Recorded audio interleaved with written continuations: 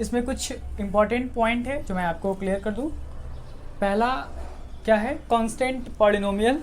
तो ध्यान से देखिएगा, कांस्टेंट पॉलिनोमियल का मतलब क्या होता है कि कांस्टेंट नंबर होगा। जैसा कि आपको बताए थे कि 5 हमारे पास क्या है, एक कांस्टेंट नंबर है, तो 5 क्या है, एक कांस्टेंट पॉलिनोमियल है।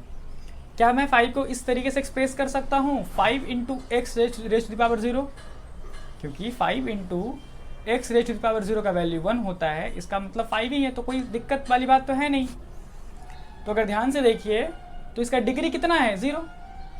इसका डिग्री कितना है, 0। ठीक है, तो डिग्री तो 0 होता है, उसमें कोई प्रॉब्लम नहीं है। अब बात करें क्या इसका जीरोस भी होता है, तो जीरोस का मतलब क्या होता है कि उसमें अगर हम वैल्यू पुट करेंगे, तो अगर मान लीजिए आपको p ऑफ x 5 दिया हुआ है, तो बोलेगा कि बताइए इसका जीरोस क्या होगा। तो इसमें मैं क्या पुट करूंगा कि ये 0 हो जाए, तो इसमें मैं पुट कहाँ करूंगा, मेरे पास वेरिएबल फॉर्मेट रहेगा तब तो उस वेरिएबल की जगह पुट करेंगे ना, यहाँ पे हम कहाँ पुट कर पाएंगे। तो यहाँ पे क्लियरली मेंशन किया हुआ है कांस्टेंट पॉलिनोमियल का डिग्री 0 होगा, लेकिन डिग्री 0 होगा लेकिन जीरोस नहीं होगा। जीरोस तो उसी का कैलकुलेट कर सकते हैं जिसमें वेरिएबल होगा, एटलीस्ट एक वेरिएबल तो होना चाहिए। तो कांस्टेंट पॉलिनोमियल का जीरोस नहीं होता है, डिग्री 0 होता है, डिग्री 0 होता है, आप यहाँ पे स्पष्ट देख सकते हैं, लेकिन जीरोस नहीं होता है। जीरोस क्यों नहीं होता है सर, तो मान लीजिए आपके पास पॉलिनोमियल दिया हुआ है p of x is equal to 5।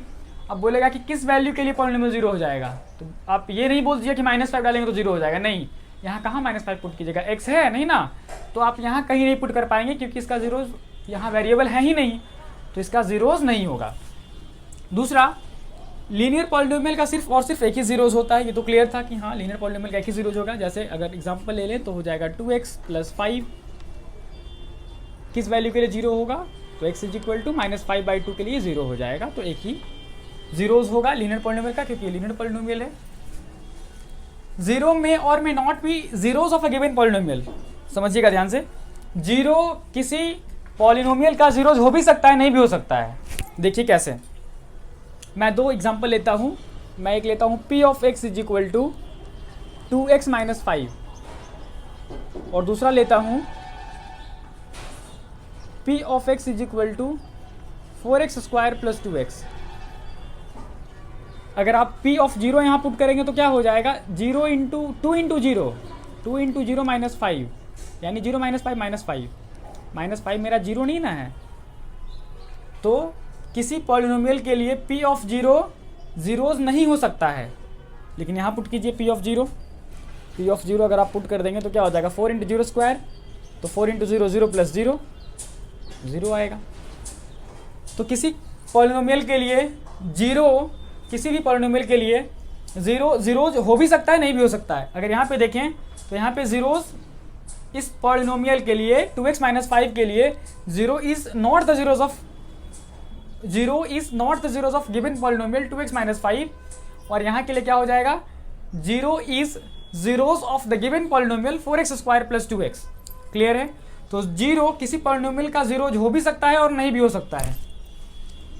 Next point, किसी किसी पॉलिनोमियल का रिपीटेड जीरोस भी होता है। रिपीटेड का मतलब सेम ही जीरोस होता है। देखिए कैसे,